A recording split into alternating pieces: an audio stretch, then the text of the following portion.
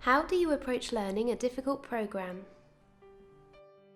Because I'm practicing now for maybe 40 years, I have heaps of hundreds of exercises and methods to come to my aim.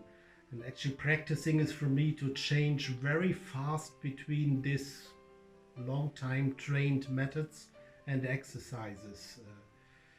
What is only the way, because all these exercises and methods are so automized that it's for me better and faster to do them in a kind of automatic and not conscious way.